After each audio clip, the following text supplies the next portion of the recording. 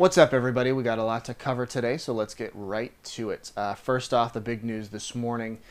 Redshirt freshman quarterback Marcus Mariota was named the starter for the Arkansas State game over sophomore Brian Bennett. This could come as a surprise to some people who weren't following fall practice closely, but I think the prevailing opinion since the spring game has been that Mariota's had a little bit of an edge.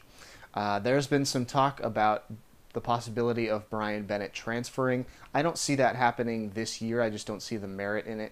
There's a lot that can happen with first-year starters, injuries, ineffectiveness, stuff like that. And there's, I think, still a viable chance that we could see Brian Bennett as the starter as the season rolls on. I mean, that's not ideal because it means that Mariota's not performing very well or is hurt, but there's still that possibility out there.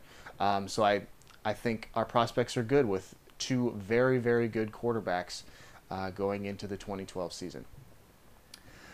We finish up our positional previews today with a look at the secondary and a quick touch on special teams. First, in the defensive backfield, this is a young group but a talented group, and one that if they make strides like they did last year, it's going to turn into a real shutdown unit for this defense.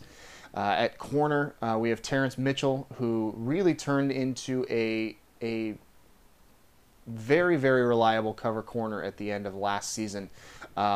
We saw it in the USC game. He really was able to neutralize Robert Woods in one-on-one situations, and he's turning into a guy we can put out on an island and trust to cover a big-time receiver one-on-one. On the other side, we've got Ekpre-Olomu. He played last year. He got significant time as a true freshman, and he's going to look to improve upon that as a sophomore. At safety, at free safety, we've got John Boyette, really the leader, the captain of this defense, a guy who, he led the team in tackles last year. He's a reliable performer. He's a hard hitter.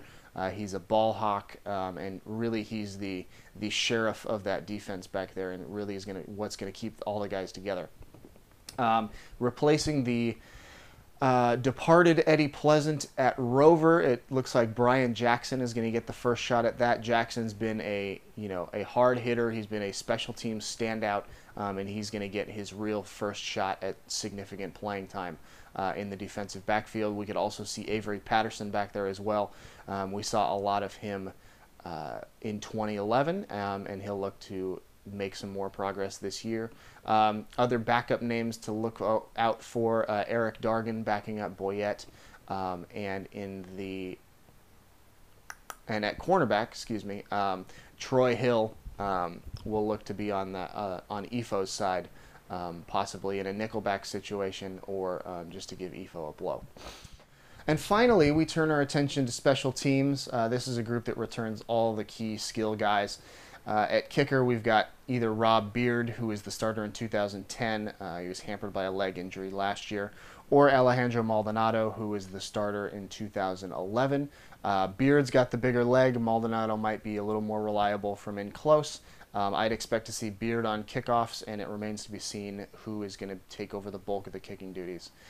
At punter, Jackson Rice, Ray Guy finalist last year. He's a beast. He's a god amongst men. We don't need to worry about him. He'll just be over there putting kicks in the corner and down at him inside the 10.